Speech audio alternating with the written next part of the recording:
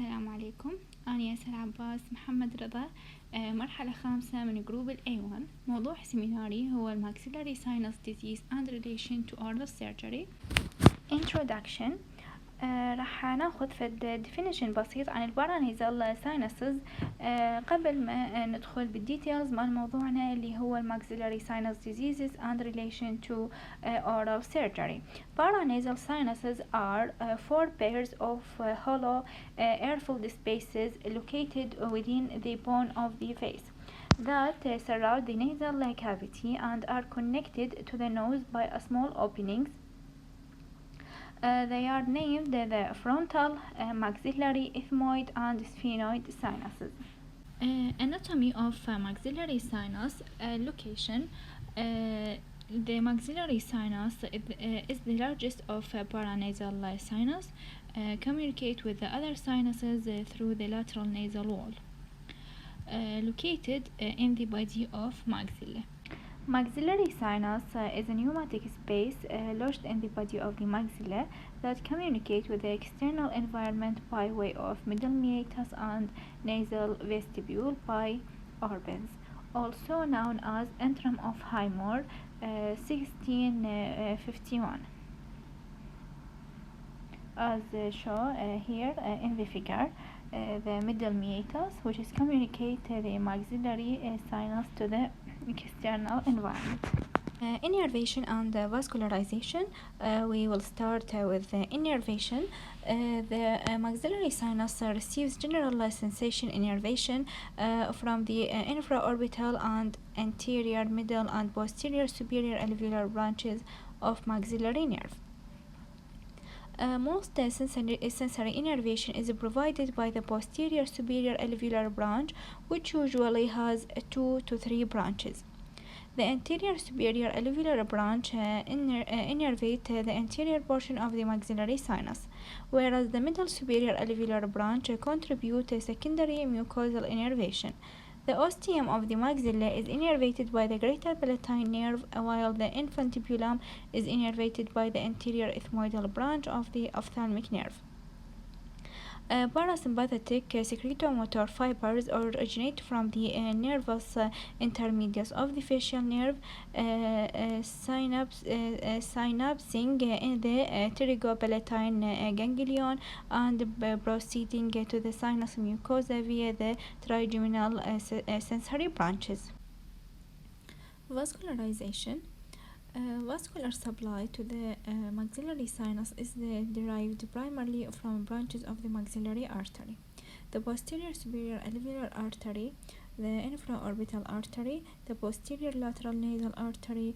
The posterior superior alveolar artery can course along the medial wall of the sinus. The infraorbital artery passes along the infraorbital groove and canal under the orbit, and finally through the infraorbital foramen on the facial surface of the maxilla.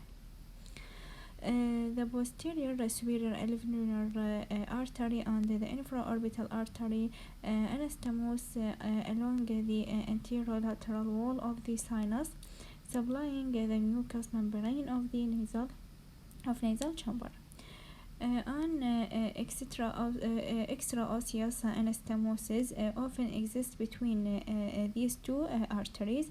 The posterior lateral nasal artery branches from the sphenopalatine artery and passes through the sphenopalatine foramen to enter the nasal cavity and can be found within the medial wall of the sinus. As it continues anteriorly, the posterior lateral nasal artery begin to branch, supplying blood to the posterior and the medial wall of the sinus. The classification of maxillary sinus diseases. Infection, which is sinusitis. There is 3 types: acute, subacute, and chronic. The acute up to 4 weeks, subacute 4 to 12 weeks, chronic over 12 weeks. Traumatic penetration, oroantral fistula or root in the antrum. Cyst, intrinsic cyst and extrinsic cyst. Tumors, Fractures, there is a fracture in the tuberosity, zygomatic complex fracture, Lefort fracture type 1, type 2 or type 3, and orbital floor below orbital floor blowout fracture. Miscellaneous developmental abnormalities, the disease of bone granulomatous disease. We will talk about the tumor of maxillary sinus. The incidence relatively rare. Male to female ratio is 2 for each one. The age, elderly people يعني above 40 years, more common in South African black. The etiology of a tumor of maxillary sinus is chronic infection, sinusitis, or occupational hazard such as inhaled carcinogens, furniture makers, footwear industry. The benign tumor of maxillary sinus examples, ameloblastoma is the most common benign tumor affecting the maxillary sinus. Papilloma, osteoma, fibrous dysplasia, and neurogenic tumor. Malignant tumor of maxillary sinus, they are invasive and destructive lesions, account for approximately 3% of head and neck cancers, 0.5% of all malignant diseases.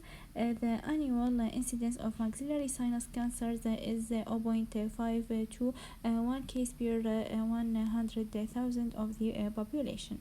For example, example about a malignant tumor is the squamous cell carcinoma. Example of a malignant tumor, other example, squamous cell carcinoma, ذكرنا, adenoid cystic carcinoma, mucoepidermoid carcinoma, and other.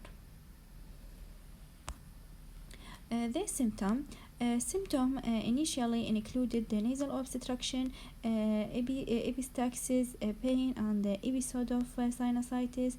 In all patients, tumor expansion inferiorly toward the oral cavity was associated with the swelling of the gingiva or palate, with the loss of teeth, while no patient had orbital invasion leading to ocular symptoms such as proptosis, diplopia, decreasing acuity, and restriction of ocular movement.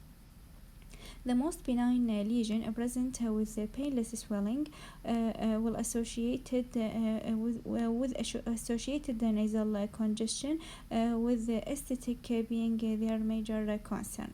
However, the malignant lesion present with the swelling, with the associated mobility of teeth, ulceration, and pain in some cases. The investigation, there is two ways for investigation, radiology and the biopsy. Radiology, the appearance of radiograph will be cloudy antrum, diffuse opacity or irregular soft tissue outline. The view, Waters view, OBG, CT. CT scan, benign lesion usually show well-defined borders, which may be mixed density to hyperdense mass. Malignant lesion always show infiltrate pattern of surrounding bony structures without a definitive border, and most lesions were hypodense. The biopsy, by transnasal medial wall of maxilla is the preferred route, and the needle biopsy is sufficient. The figure show the transnasal way. Biopsy via Caldwell Luck approach by through the canine fossa puncture is not recommended because of the posterior to potential to seed the gingivobuccal sulcus and the cheek skin with the tumor.